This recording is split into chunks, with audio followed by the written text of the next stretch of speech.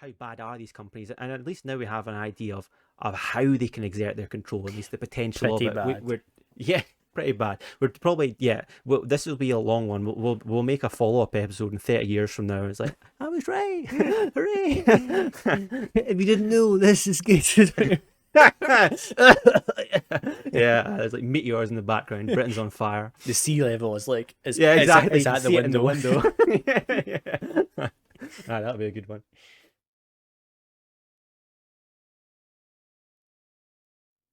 Yeah, but moving on into a pretty similar topic, to be honest, and it kind of ties into what we're talking about because I this week want to talk about monopolies, and that is a direct carry on from what we were talking about in the start of last episode because when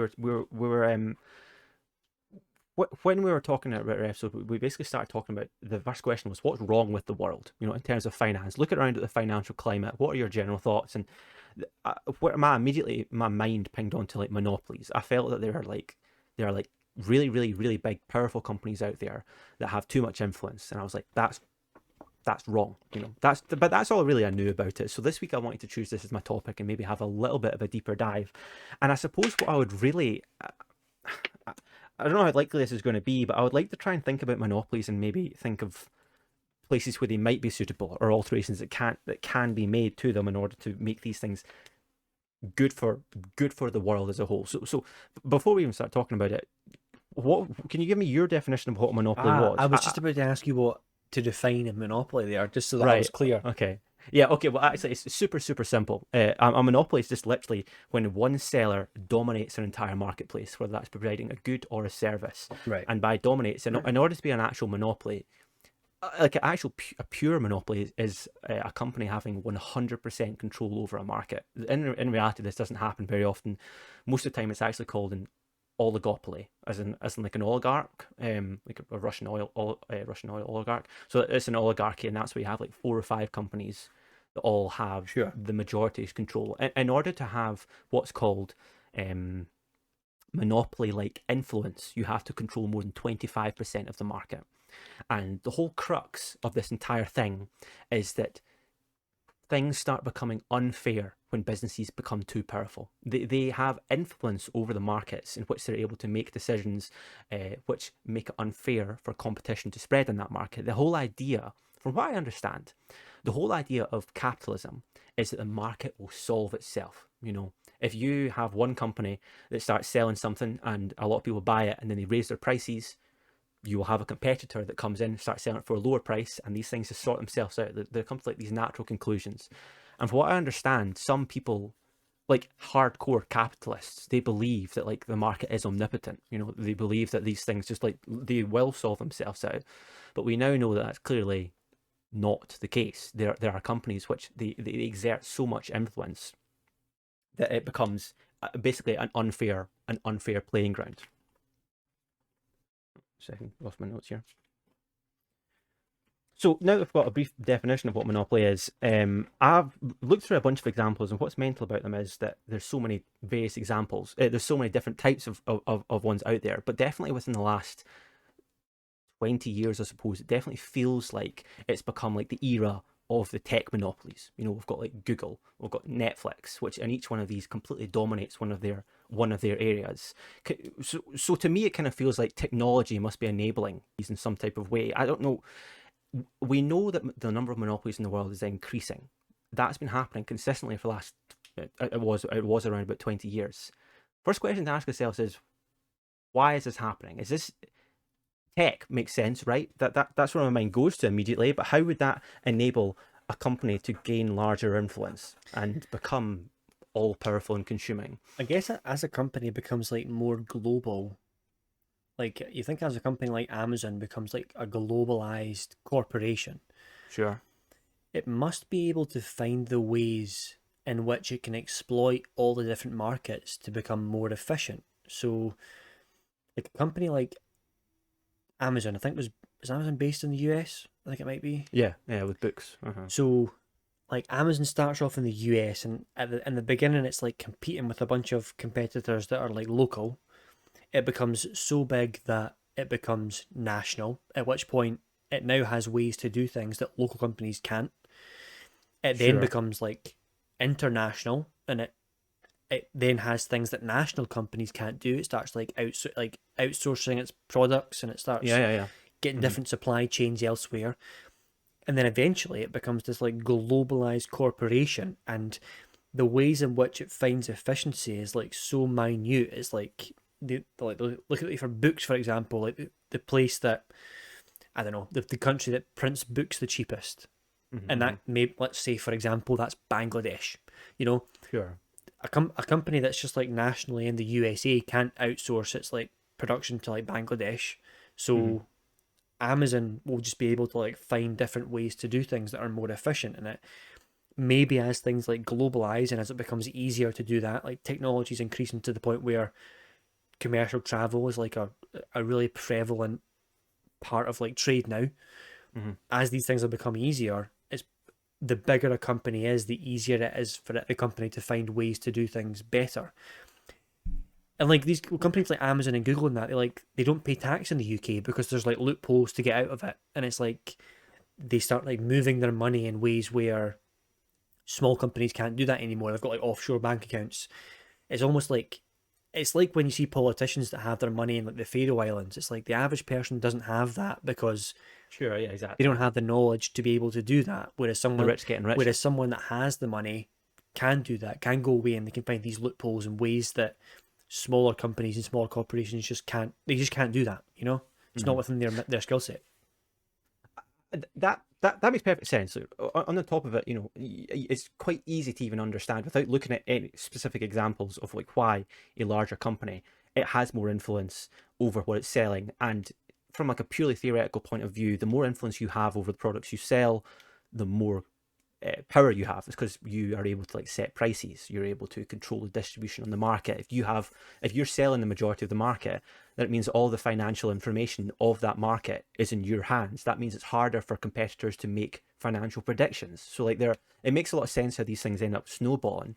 But it's just I don't. It's like this whole concept of them getting big in the first place. How does that? Is that just a natural? Is that a natural consequence of the system that we have? It seems like what we want, what consumers want, is a market with competition. That's like the one thing when I was reading about this, the one thing that seems not universally good, but you want that because the more competition, the more that companies are having to fight over your service. And the way they do that is by lowering prices, and the way they do that is by raising the quality of their goods. So like you want a vicious battle between these companies because the more vicious it is, the better deal you're getting. That's where these markets presumably start. But as time goes on, what we see is that we end up with this like oligopoly situation, which it just ends up being five juggernauts, and they just make all the decisions. Like, why? How does that happen? I guess when you have like these systems, like let's think about like search engines, for example. You have like Google and Bing and like Yahoo, stuff like that. Like Google's Mm-hmm. the biggest one, obviously. Oh yeah, I think it's like by far the biggest. Yes, but like once you get like, I guess it's better to take like a different example than like I don't know, like Amazon has like, although even Amazon seems to be like a huge corporate, like it seems to have like Amazon dwarfed is the rest of the market my there as well. yeah. Amazon is actually my best example of a monopoly. I think it's one of the worst in the world. So So like maybe imagine like an oil company or like a British Gas. let's That's take social media where you have like Facebook, Twitter, Instagram, like okay. Okay. those are like on a fairly even playing field, like much more so than Google and Amazon is, right? But they do seem there's like four or five big social media sites that have like cornered the market. And like I guess there's something to be said for once they gain this amount of traction, it's like these five sites must have like everyone. Now, they've got so many people on them that Mm-hmm. if anyone wants to join social media, there's no point in you joining MySpace because none of your friends are on It's MySpace. dead. Yeah. Uh-huh. Yeah. Uh-huh. So like once these companies get so big and they corner so much of the market, the smaller companies they don't generate enough traffic anymore to sustain themselves. Once because these bigger services like Amazon, for example, Amazon's probably grown so much because it's just so simple. You just Mm. go on, you click the things at your door tomorrow, sort of thing. It's such a great service that you just don't want to go anywhere else. And when it comes to like Facebook and Twitter and stuff like that, they they built a platform that was like good. People obviously enjoyed Facebook, and then when Twitter came along, they enjoyed that, and then when Instagram came along, they enjoyed that. It had something to offer them. Eventually, it got so much traffic that people stopped using the smaller websites, and they eventually like fell away because once people realized that Instagram is the place to be, guess which app they're going to get when they want to join social media? Sure, sure.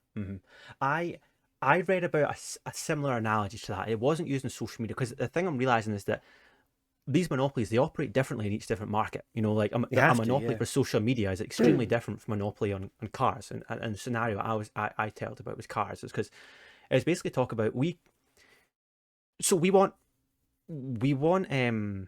competition in a marketplace. You know, we've established that that's Yep. something that is good for people.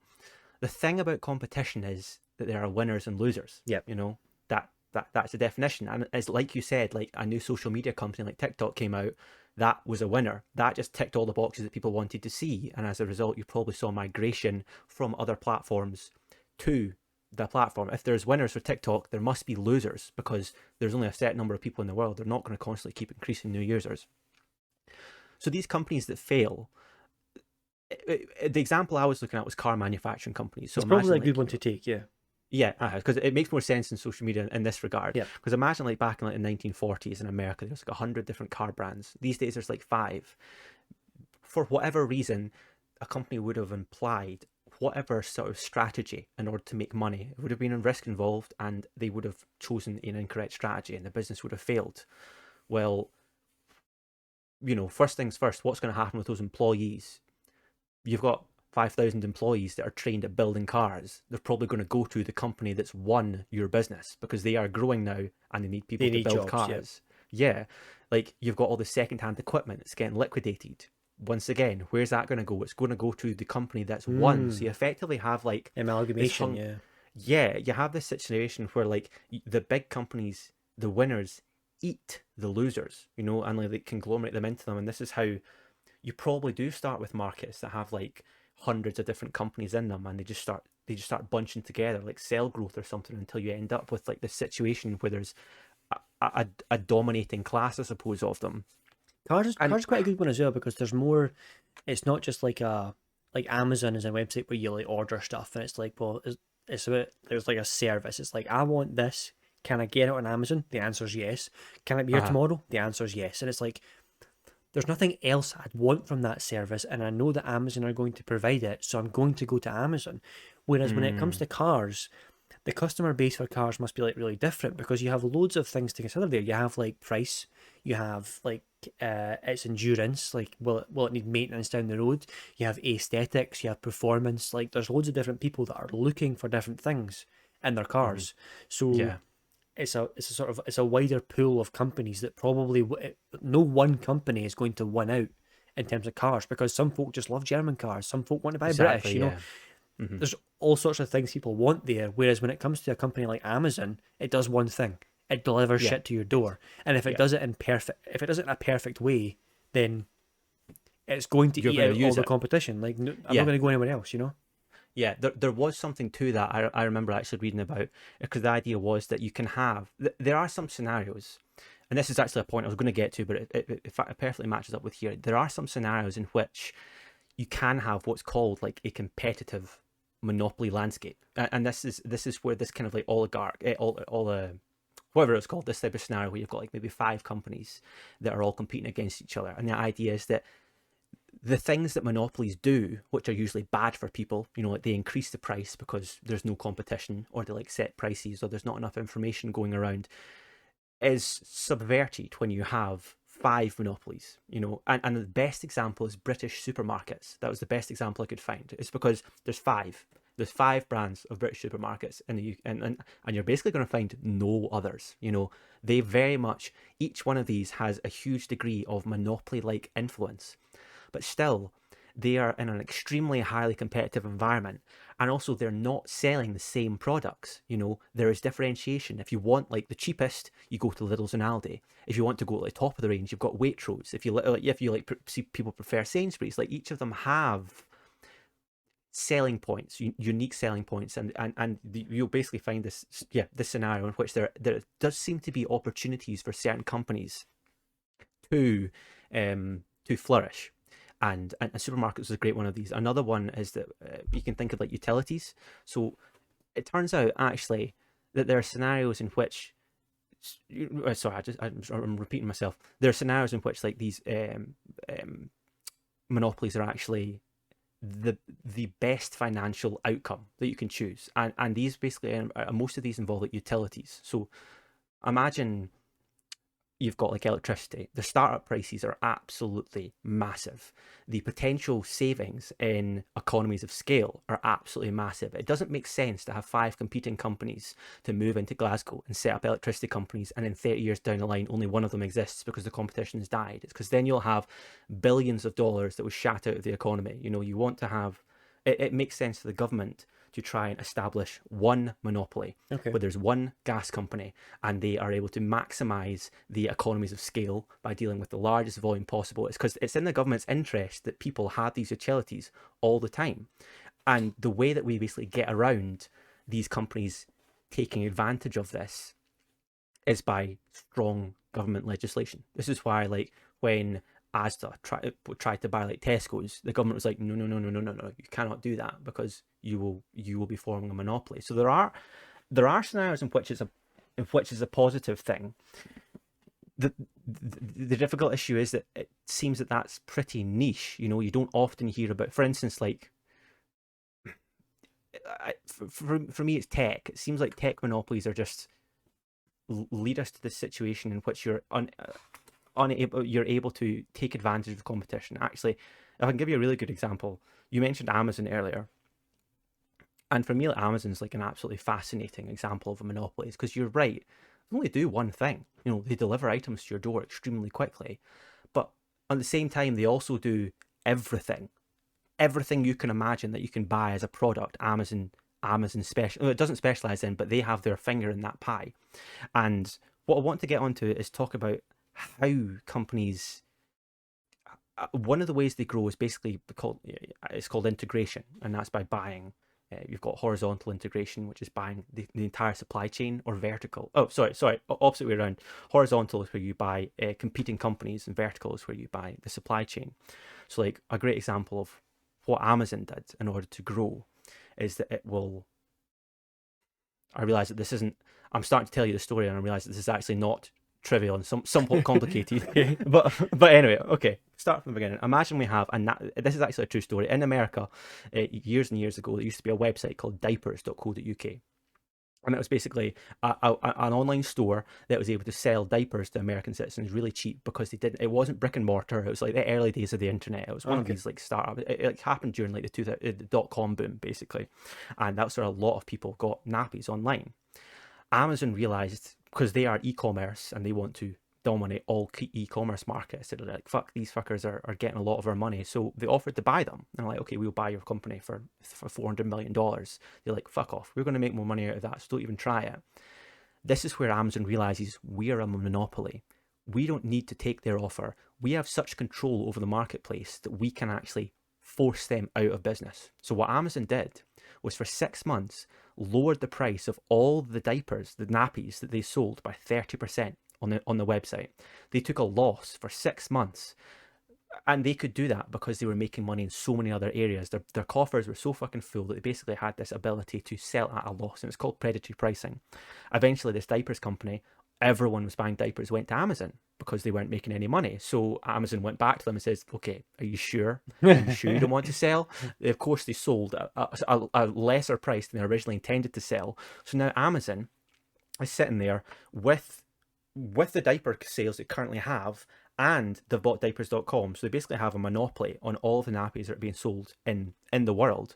But Amazon needs to make its loss back. It's just spent 6 months losing 30%. So what does it do? Raises the prices by 30%. So it's making it back for the equivalent amount of time. All these people that once were able to go between diapers.com and Amazon, they had this choice. Now they're just stuck with one company. It's a great example of how they're able to use influence and power to shaft people over like that. And it's called like predatory marketing. Apparently it happens all the time. Like, apparently fuel at the supermarkets. Oh God. Like, the supermarkets don't make money on that. They lose money out of the fuel that they sell out the pump. but they don't care. It's because they want you to be in the stores. They will make extra Ah, money on that, you right. know. So like there's like, and the crazy thing, man, the crazy thing. See, predatory pricing, the act of deliberately losing money in an area of business in order to put a company of a business or something like that. That's legal. Oh In the yeah, yeah. Hmm. that's there's nothing wrong with that, and this is one of the main ways that I see monopolies growing, you know, and getting bigger is effectively using the vast funds that they have available to shaft people that way. Yeah, how can you make it legal though? I mean, you can't really, can you? When they choose to drop the Well, prices to make a loss, it's like your company's making a loss. Can you stop that? I don't think you can. I think it's one of those things where the reason the government doesn't do anything about it is because it would be too difficult. You know, auditing would need to be taken to such a higher Hmm. degree of understanding for this to even for people to make these decisions. Which kind of led me on to my next thought, because I was like, when I first started this conversation, sorry, when I was talking to you last week, I was like, the problem with the world right now is monopolies, and I thought it was because like I felt that these companies were just doing things wrong and that type of thing. But recently, I've started thinking to myself like, what I'm describing, each one of these actions, like price cutting, and you know, vertical integration, horizontal integration, like bullying other companies and taking out the marketplace, is that not a form of corruption? Would you, right? Um, that's quite a big question. Well, I tell you what, I'll take it a step back. It's because my follow-up question actually, which we probably should have went the opposite way around, was I realised you and I don't have a good definition of what we mean by corruption. We talk about it all the time, but we've never actually spoken about what it means by that. Because I thought to myself, are what these companies doing, is that corrupt? And I realised that when you think of like corrupt, you think people doing things illegally, you know, people in positions of power taking advantage of that power. But what we're talking about isn't illegal, right? No, but I guess nothing's illegal until someone does it and then they make a law for it, you know? So I don't think something necessarily has to be illegal for it to be corrupt.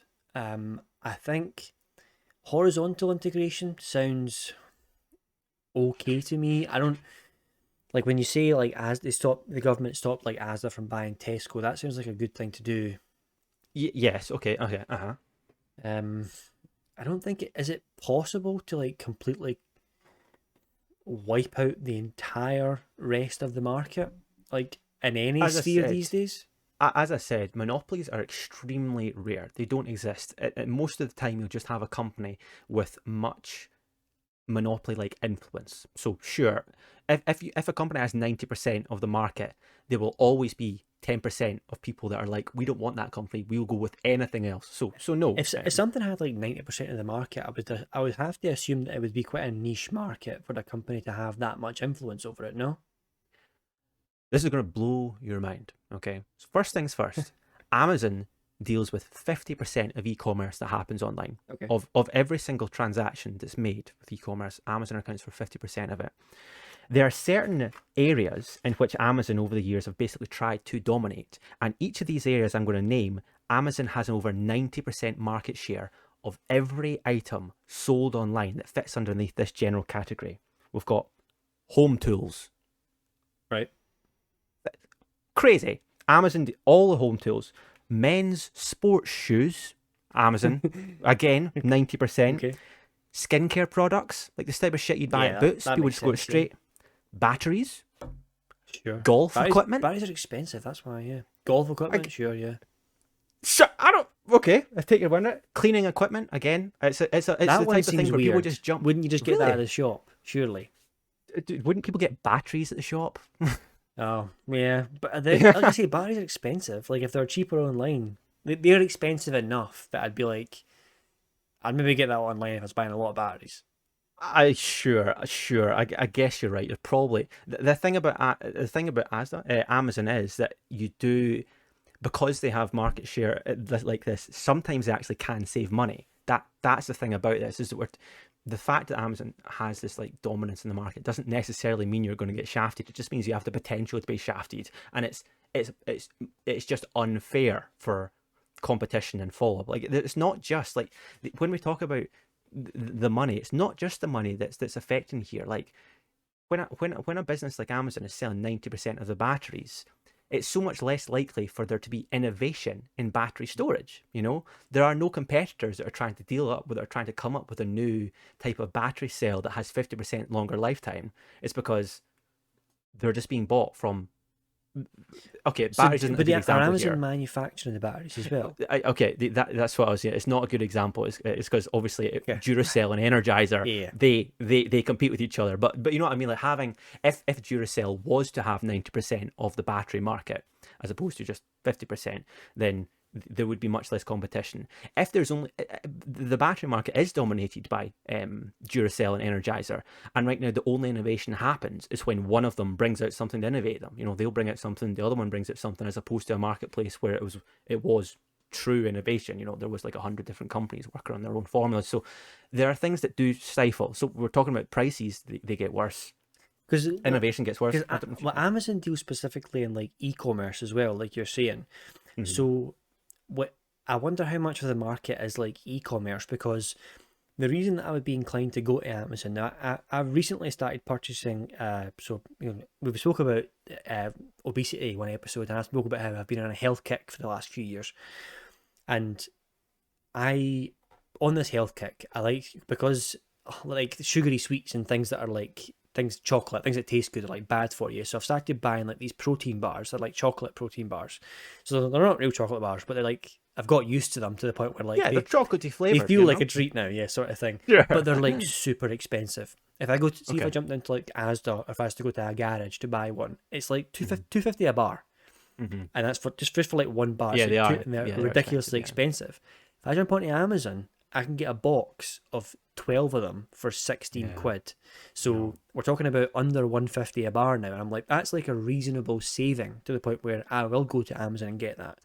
Now, Well, when it comes to stuff like if the reason that I've never been worried about Amazon like cornering the market or anything like that, which people have told me they are worried about, I've heard people say stuff like that before. oh yeah, man, it's a time bomb. It's because if Amazon up their prices for protein bars, I'd get them at Asda again. Like, you know what I mean? Like, because it's e-commerce, there's always going to be like physical shops to go to. You know, Yeah. I don't think Amazon can like price out the market of like something unless that thing is exclusively sold online. Sure. When we're talking about Amazon having the market, we don't. I guess we don't really mean the market of protein bars. They just mean like the market of protein bars that are being sold. Like On it's the strictly internet, the yeah. e-commerce. The idea of a monopoly would more, I guess, it would apply to a company that actually makes the chocolate bars, the protein bars. Sorry, but do bear in mind that this is the type of thing that can apply to Amazon. So we have the idea of them buying at competition, but when it comes to vertical integration, excuse me, they could buy the manufacturer of protein bars. That one seems like it should be illegal to me. When we talk about corruption, I started talking about how horizontal integration didn't seem so bad.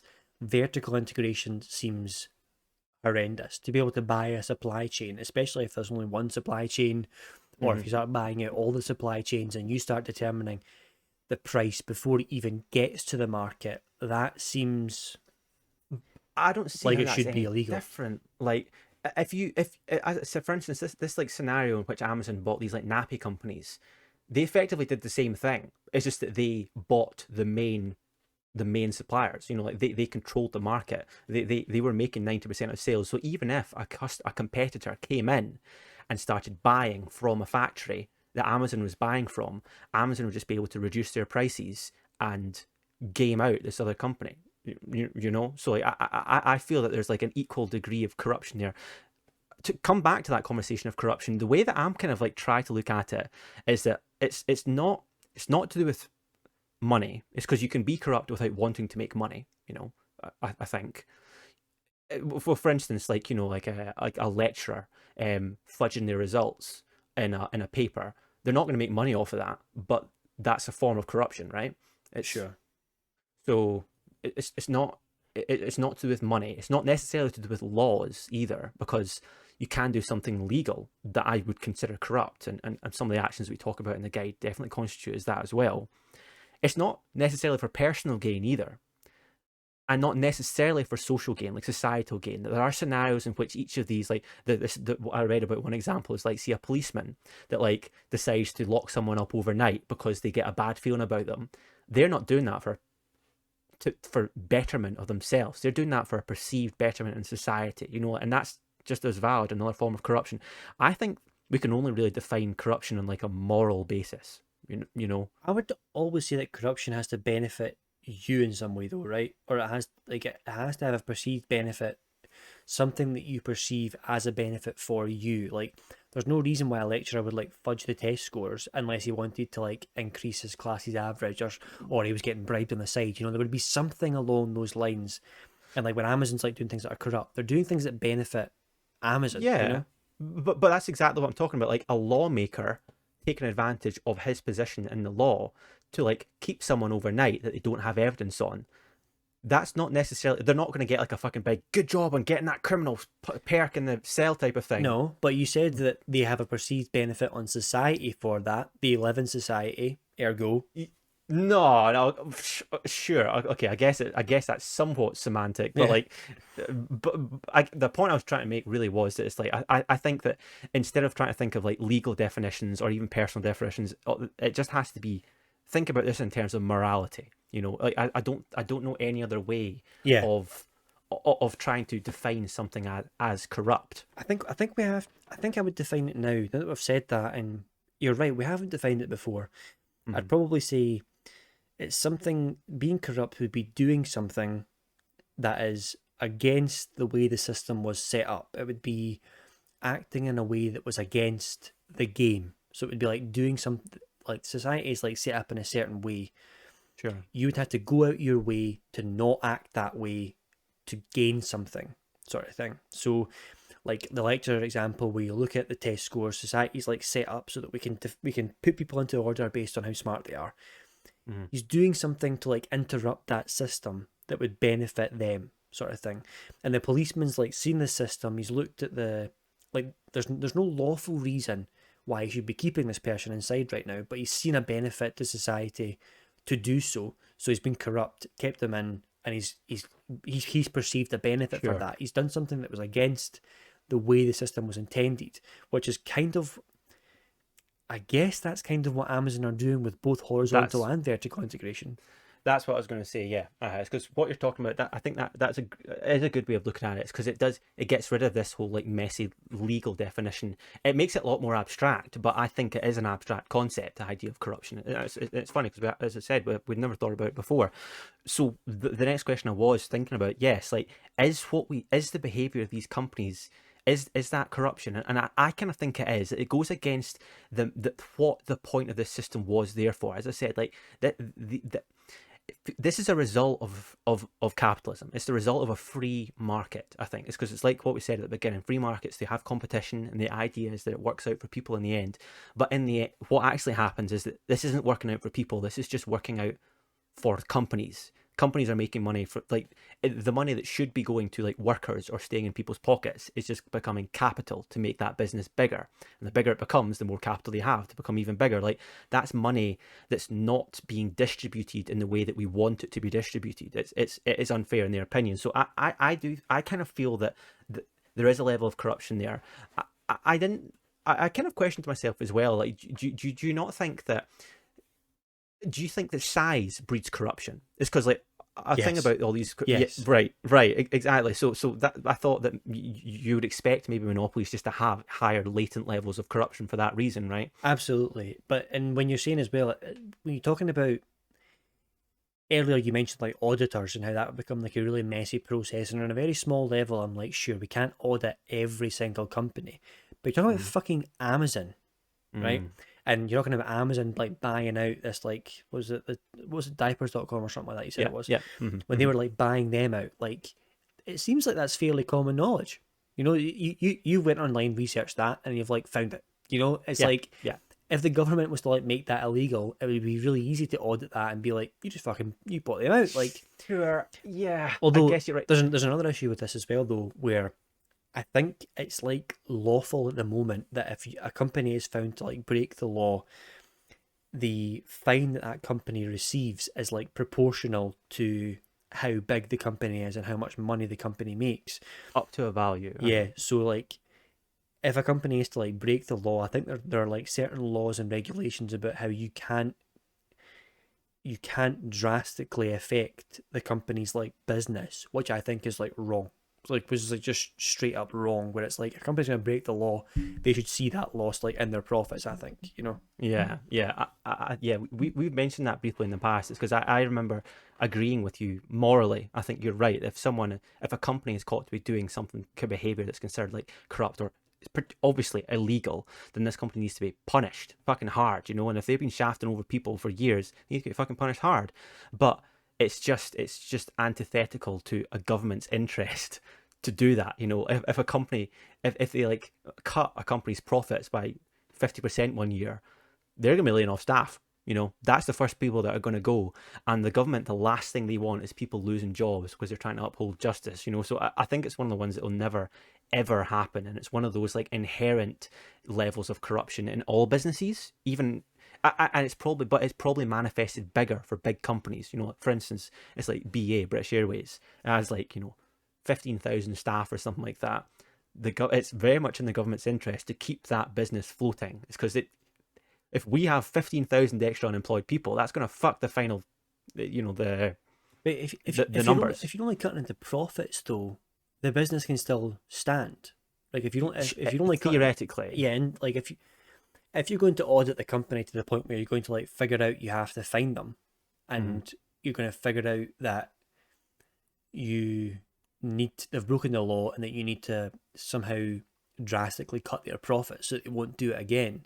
Surely you could figure out a value at which you don't have to lay off any staff here, but your bottom line's going to really suffer, and it's going to be like you can't lay off staff like that. That may be part I of the think, fine, but it's like you can't lay off staff because we know you have enough money to keep them, sort of thing. You're just the company is just losing money, right? yeah, Is that but possible?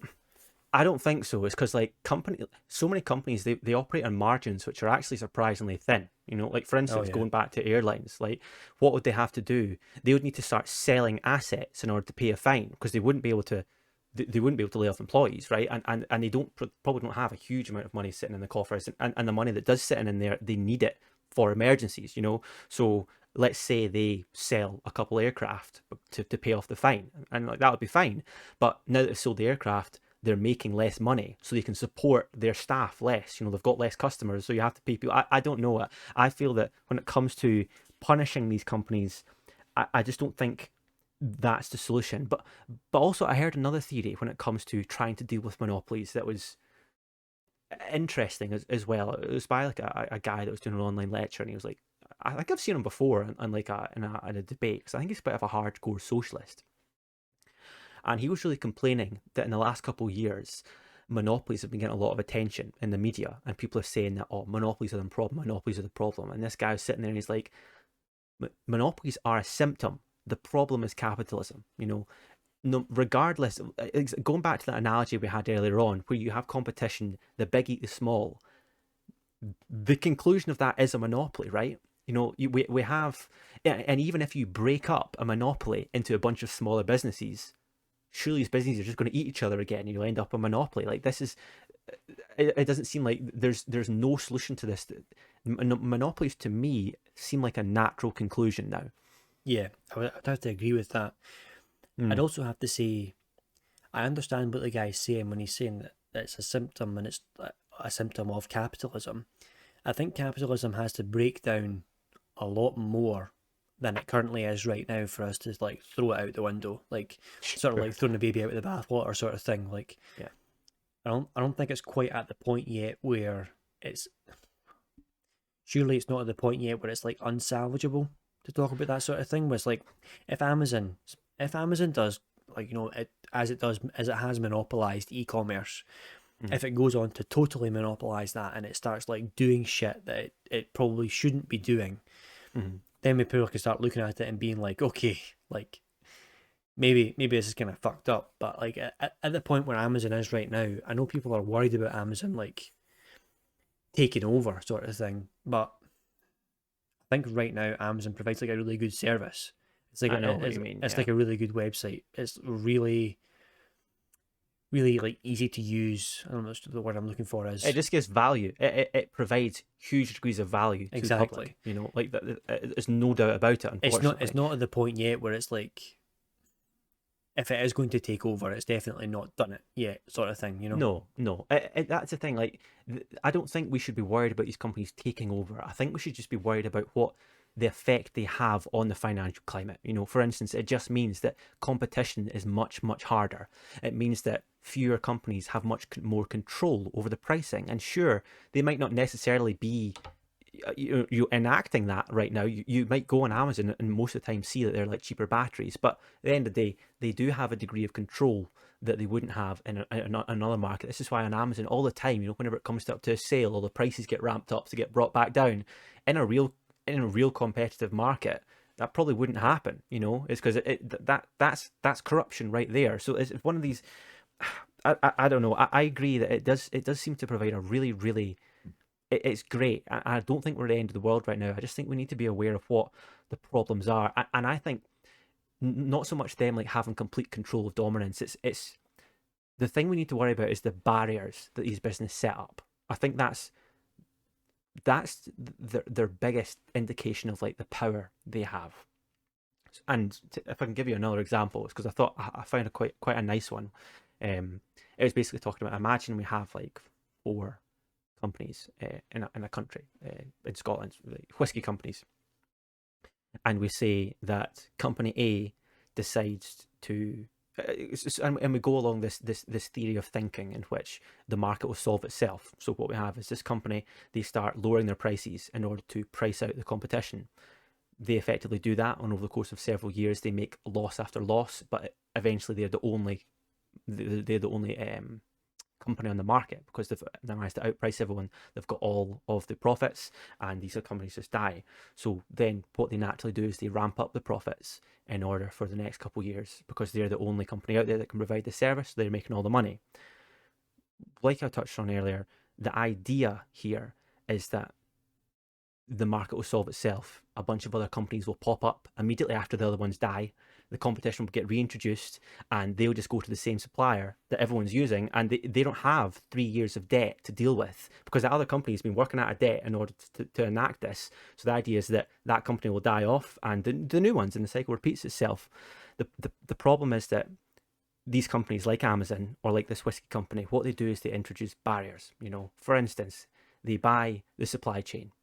That means that regardless of any new competition, they cannot enter. They will never be able to do it as cheaply or as efficiently as Amazon does.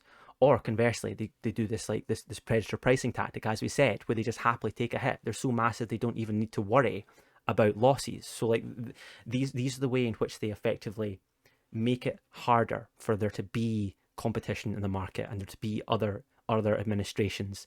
And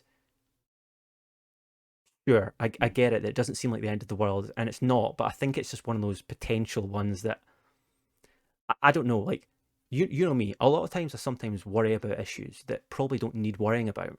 I don't know if this is one of those. I really don't. Yeah, you're definitely a tinfoil hatter, but I don't. Again, this is one of the ones again, and it's like the rise in sea levels, like climate change one, where like I'm like I know it's an issue, but I'm like I'm not sure. Like the rise in sea levels one, I'm probably not so worried about that one because I always thought it was like beyond my lifetime, and I also thought there was like nothing I could do about it. Mm-hmm. This one's sort of like, yeah, maybe this one's not beyond my lifetime, but I'm not entirely convinced that this one's like going to happen, sort of thing. Like I'm not entirely convinced that like a company like Amazon is going to totally control the market and then just ramp up the prices and there's like nothing that anyone can do about it. Mm. I'm not totally convinced that's going to happen. Having said that, I think there's something to be said for shouldn't owning your supply chain, that surely that should just be illegal, right? Sure, yeah. There are like antitrust organizations and like regulators which do sometimes stop things happening. For instance, like my company is currently people are trying to buy it right now, and like the company would have stepped in. The government would have stepped in if like certain deals would have happened in certain conglomerations because they would have become too big. There are trust regulations that exist out there. I think a lot of the time they don't do their job very effectively. You know, if they had done their job, they probably would have stepped in many years ago and stopped, for instance, like Disney buying Fox or something like that, or like the American government would have done the equivalent of that. It's because now Disney is very much an example of a modern day monopoly. Like they control like 50% of film studios now. Like Well, most, and there's probably even less regulation there because it's America. So they're so right Sure, wing there, it's unreal. sure, yeah, yeah, exactly. You do have to wonder about how this even operates across countries. How like multinational countries actually, sorry, multinational companies have to deal with the laws of all different companies even operate in. Like it's a crazy complicated field. I don't know. I feel that there after the conversation, I've not had any real takeaways in which I can think how we're going to fix this issue. All you can do is try to support small businesses. That's literally it. Is just Well, don't. that's the thing about Amazon, where it's like right now it's a good service and it can get you things, but if you can get it cheaper elsewhere, then do that. If there's any benefit, because that's probably the biggest benefit of Amazon. You look at the prices and like think about the things that I buy on Amazon when I see like protein bars, like I buy like games on Amazon or whatever. If it was cheaper elsewhere, I would like go elsewhere, and it's like an e-commerce thing where it's cheaper online to buy it. But if Amazon was to like ramp up the prices, if like they corner the gaming market and they ramp up the prices, I'd just go to Asda and buy my game. I'd go to I'd go physically buy it, sort of thing. Yeah, So I'd hope. I don't know. I the guess. idea is though that if they had dominance over the market, you wouldn't be able to go to Asda. That's the thing. Hmm. They would have the demand. They would have all the supply. Sorry, so that's what I'm talking about. Like you're spending less money by going to Amazon today, spending protein bars. 30 years from now, when Amazon are the only company which have the availability to sell protein bars, you're not going to have any options. The thing about monopolies is that you can save money in the short term. The worry is the long term. I But guess. I guess that's well, do you think that the market will also correct itself then as well, though? Because if Amazon ramped up the price of no. protein bars to like 30 quid, I just wouldn't buy protein bars. Yeah, no, I don't think so. I think we've proven that these companies, like the idea is that Amazon are not stupid. If they were to try and seriously upgrade to like protein bars to 30%, they would spend like years trying to think about how they're going to dominate this market. It's like De Beers diamonds. I think about, yeah, everyone knows about how for like several decades it was basically one company which controlled pretty much 100% of the diamond trade. Right. And like they basically thought to themselves, like, how do we maximize this money? How do we make the most money? And they came up with like certain rules. They had to like they had to force artificial supply and demand, and like so they only had like De Beers owned the diamonds. Then they had only had 200 companies in which they sold diamonds to, because they're such limited companies, and they get to choose and pick how much diamonds they make available at certain times. And like basically they'll come up with a crazy complex system in which there is no opportunity for competition to thrive. That is the thing. These companies will have the influence in which they will be able to make actions which go against what you're saying. Like you're right. It makes sense to think the market will just solve itself. The idea is that the market is losing its ability to solve itself. No. I'm not even saying the market's gonna like. I might have misworded that. I'm not saying the market's gonna like solve itself. If they increase the prices like too much, though, the market like won't exist anymore. If like Sure, if okay, people sure. judge things to be like too expensive, like that's what I'm saying. But Like if protein bars go to 30 quid, no, like nobody buys them, sort of thing. that's what I'm saying though. Like Amazon are not stupid enough to ever do that. Amazon will figure Sure. out the exact optimal amount of money to rinse people as much as they can. Like if they find out it's £7.50 and like they're willing to make money on that, they'll do it. Like see, when I was like researching this stuff, there's like literally graphical formats that you can determine price points that you should sell your product at, and there are certain products which are called like scarcity limited or something like that. That if you actually increase the price, you will lower the amount of like customers you have, but comparative to the price increase, you'll actually be making more money. So Aye. for instance, like Rolexes, for instance, they're increasing their money recently, and it means that less people are buying it, but not enough less people are buying it for them to not make money. Whereas opposed to if you did that with beans, there are crazy. The one takeaway from I had from this conversation, the research actually, is that this is literally a field of science, and like the decisions that go into financial companies are like so long term. And this is when I say like they have the influence, they have the wits and the brains and the resources as well to do incredible things with this influence. And that's the concern, I suppose. I'm wondering if so. Let's say for example, Amazon does take over, and eventually it gets to the point where they just set the price and they're trying to figure out where the optimal price is. Mm-hmm, mm-hmm, Like if they're controlling everything across the board, mm-hmm. like people aren't going to have any more money. Like the amount of like income people have to spend isn't going to increase, but Amazon are going to like artificially inflate the prices of like everything that they're selling. So people are then going to have to, because people don't have any more money to spend, they're just going to be spending more money on the products they think are essential and not buying the things that they deem as unessential because the prices are more expensive. So isn't Amazon going to have Potentially. to like drop the prices again to? I don't know if it'd be more I don't beneficial for know if them to it's as have like. simple as that. I don't know Yeah. if it's more beneficial for them to have like more money in one market or less money spread around in multiple markets. Yeah. That's what I'm saying. There are financial models literally to determine what is the best way to sell products. Exactly what you're talking about there. It's vastly confusing and not at all intuitive for me when I was researching about it. Um, yeah, I don't know. I don't know. I guess there's like you're right. There's speculation here. There's probably more speculation than I went into this thinking. I thought this was like a doomsday scenario, and I don't know. I don't know. I feel I've not walked away from this conversation with any solid thoughts in my head right now. I can see how it may be a problem, and I can definitely see that. I think when it comes to the financial models in which these companies work on, there are definitely changes that can be made. There are also changes that I would like to see, I think, but I'm altogether just not convinced that one day this is going to become like doomsday sort of thing. I'm not. Nothing that I've seen about it is like, and I spoke to a few people that have been like, "Oh, Amazon are about to take over," and I'm like, I'm not convinced that like it's Okay, going but to, not Amazon. But like yeah. we're at a stage where Disney has taken over a film.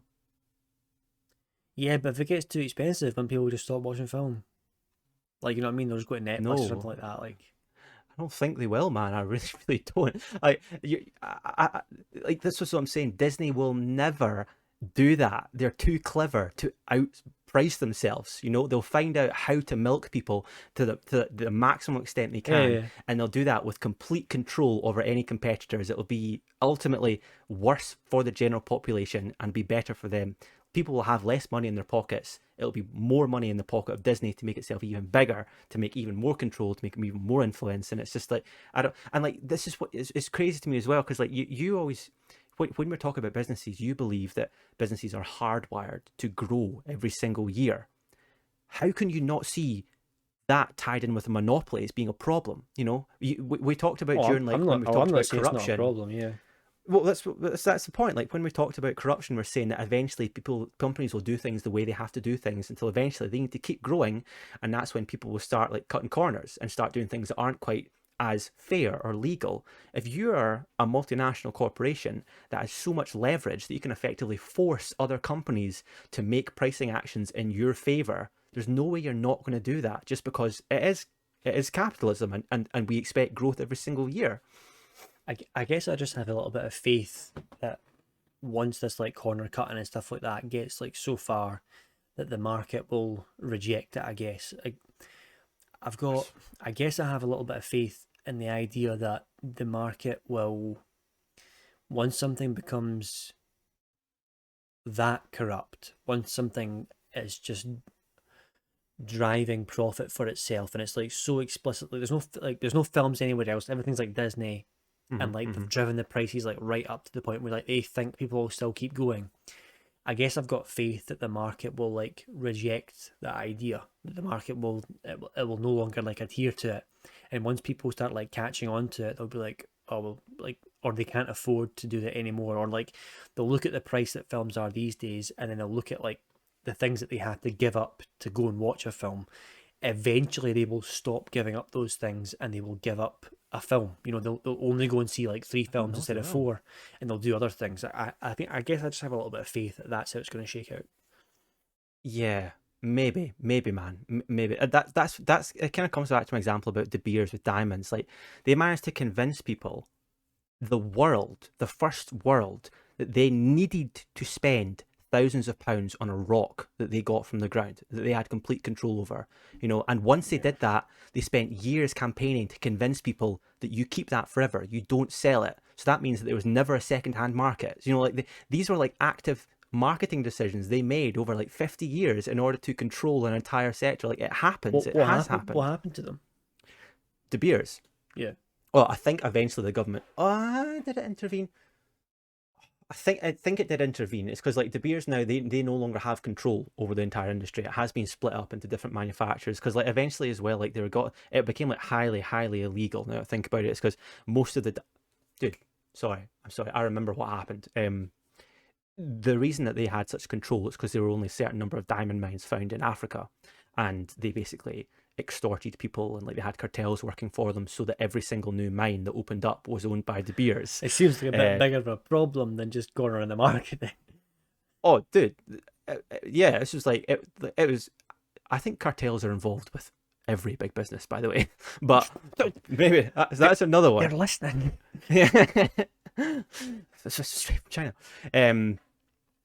Shit, what was I going with that? Oh, yeah, but so eventually, as the time moved on, like as we moved into like the 40s and the 50s, more people started discovering diamond mines across the world, and all of a sudden, they literally no longer could control the supply. They had controlled the supply up until then by just having like a really tight fist across Africa, but then diamond mines started popping out across all over the world, and it wasn't sustainable anymore because they were not the only owners of it.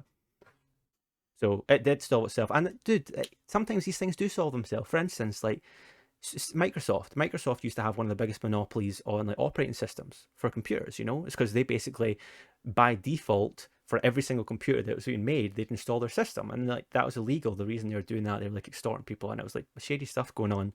And the government did try and regulate it, but this is one of the examples where the regulation did effectively nothing. What ended up actually solving the monopoly was like the introduction of disruptive technology, so like smartphones and tablets. That's the reason why Microsoft doesn't have the same hold it has anymore. So like there are things that can change these scenarios, and it's not doomsday. You're right, it's not doomsday. That there are things that can change it, and I think that technology probably has a lot to do with that, but still a concern, man. I'm wondering if Amazon does corner the market, then like if it, we don't even know, because that could be in like 20-30 years or however long it is, but in 20-30 years something else could spring up that all of a sudden takes some of Amazon's market away. It's like this new form of technology or this new business cornerstone that pops up, and it effectively removes some of that monopoly, and then Amazon kind of breaks down a little bit.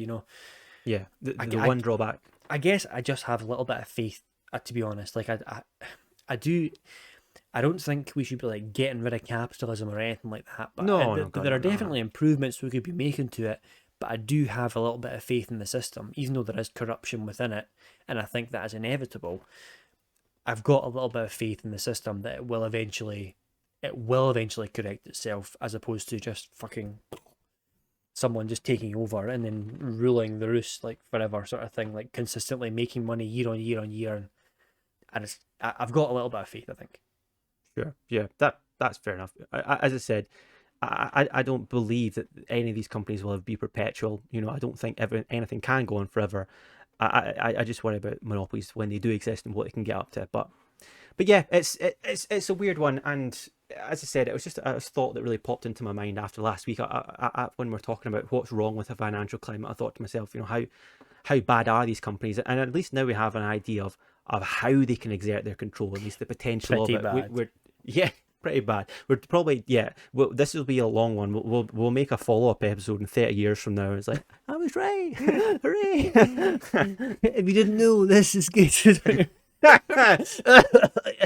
Yeah, there's like meteors in the background. Britain's on fire. The sea level is exactly. It's at the window. Yeah. That'll be a good one.